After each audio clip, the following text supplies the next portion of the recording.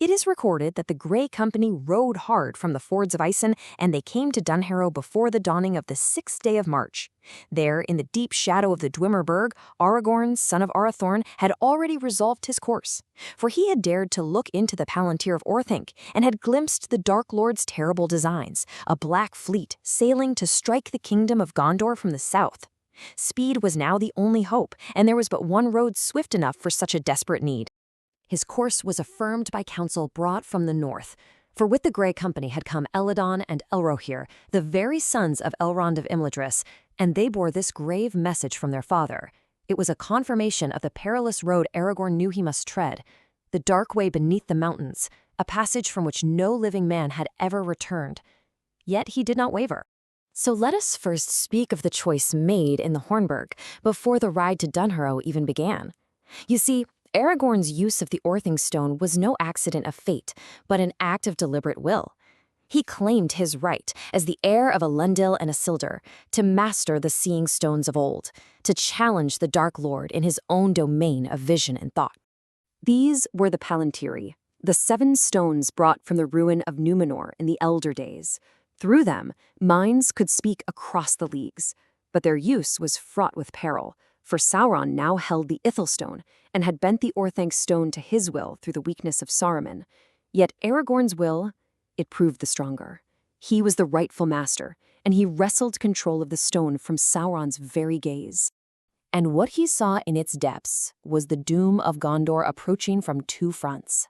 From the east, the numberless armies of Mordor gathered for the final stroke, and from the south, a great fleet of the corsairs of Umbar was making ready to sail up the Anduin, to fall upon the undefended havens of Pelegir and the southern fiefs, and to trap the White City between hammer and anvil. Time, you see, was of the essence. In this contest of wills, Aragorn did more than merely perceive the enemy's plans. He cast a direct challenge. He revealed himself, the heir of Isildur, long hidden in the north, and he showed to the Dark Lord the sword that was broken, and Duril, Flame of the West, reforged and whole again. It was a calculated stroke, designed to draw the eye of Sauron, to make him doubt, and to force him to strike with haste before all his preparations were truly complete. And so, armed with this grim knowledge, Aragorn rode to Dunharrow. But he did not ride alone, for his own kinsfolk, the Dúnedain of the north, had heard the summons of their chieftain, and had ridden south through unimaginable peril and shadow to find him. The company was small, it is true, yet its worth was beyond measure. 30 rangers of the north, grey-clad and grim, led by Aragorn's own kinsman, Halbarad. With them rode Elladan and Elrohir, the twin sons of Elrond, skilled in war and wise in counsel. And ever at Aragorn's side were 2 of the fellowship, Legolas of the Woodland Realm, and Gimli, son of Glóin, who would not be parted from their friend, no, not even though he walked into the shadow of death itself. And it was Halbarad who bore a gift from Arwen Undumiel, a great standard, furled and cloaked in black, its device hidden until the appointed hour. In the dark hour before the dawn at Dunharrow, one voice was raised against his going. Éowyn, the White Lady of Rohan, pleaded with him to forswear that path of terror, or, if he would not, to grant her leave to ride in his company. For her heart was weary of waiting, of being left behind while others won renown in battle. But Aragorn refused her, for her duty was with her people, and he could not be delayed. And in her despair, she set herself upon another course, one that would lead her in disguise to the fields of Pelennor, and a fated meeting with the Lord of the Nazgul. As the sun rose, the Grey Company rode not to adore us, but upwards into the dim Holt Wood, where ancient, listening trees stood in a sunless silence. They came at last to the dark door, a black archway in the face of the Dwimmerberg. About it stood the Pukelmen, strange statues carved in a forgotten age. From the entrance, a palpable fear flowed like a cold wind, a dread that seized the hearts of men and beasts alike. The horses reared and screamed, refusing to go forward, and only by the strength of their masters' wills were they compelled to face the darkness.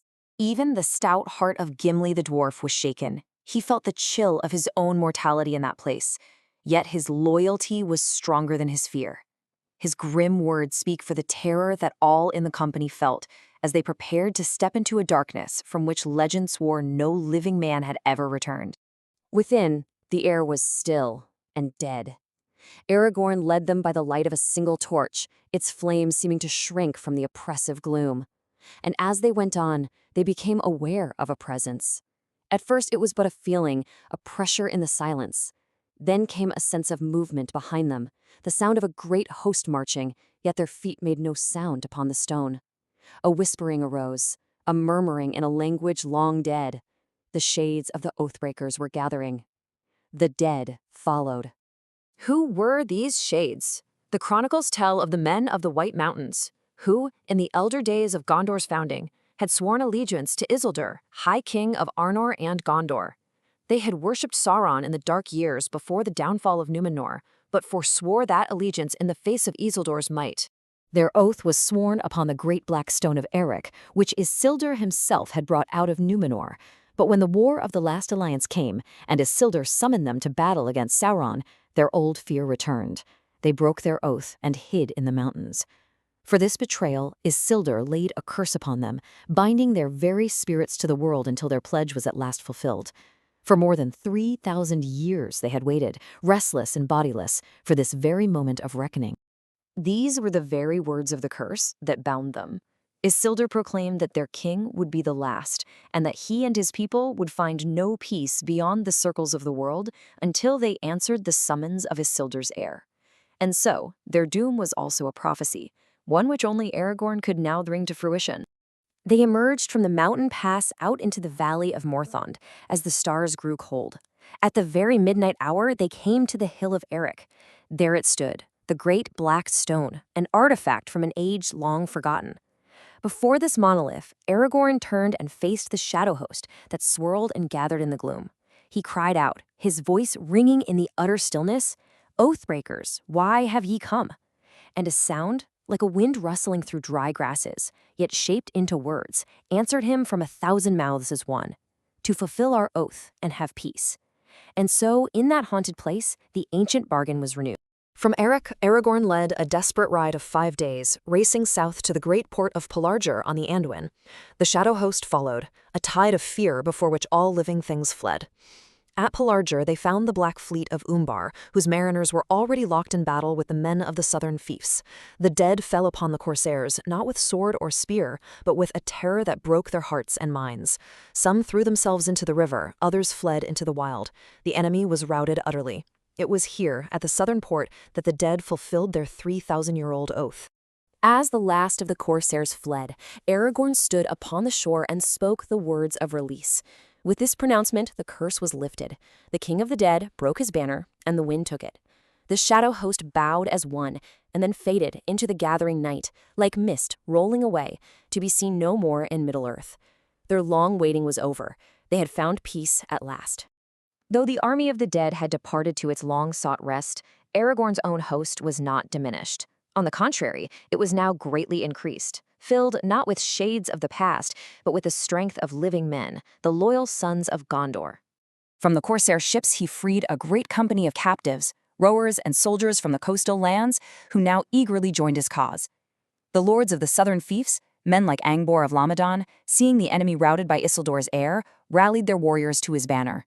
And within a day, Aragorn commanded a great army of the living and a fleet of captured ships to bear them north to the aid of Minas Tirith. Yet there was no time to change the black sails of the corsair ships.